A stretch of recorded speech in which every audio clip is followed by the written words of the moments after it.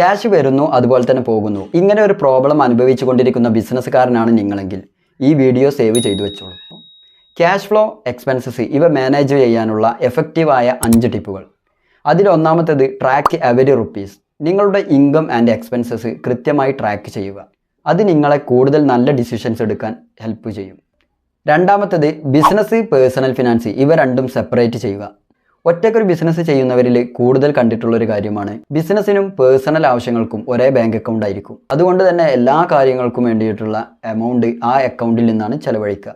ഇതിൽ നിന്ന് മാറി ബിസിനസ്സിനും പേഴ്സണൽ കാര്യങ്ങൾക്കും 2 ബാങ്ക് അക്കൗണ്ട് ആക്കി മാറ്റുക. മൂന്നാമത്തേത് ബഡ്ജറ്റിംഗ്. നിങ്ങളുടെ മന്ത്ലി എക്സ്പെൻസുകൾക്ക് കൃത്യമായി ബഡ്ജറ്റ് സെറ്റ് ചെയ്യുക. നാലാമത്തേത് ഇൻവോയ്സിങ് പ്രോപ്പർലി. കൃത്യമായി ഇൻവോയ്സ് നൽകുക. ലേറ്റായി പേയ്മെൻറ്റ് കിട്ടുന്നത് നിങ്ങളുടെ ക്യാഷ് ഫ്ലോയെ ബാധിക്കും.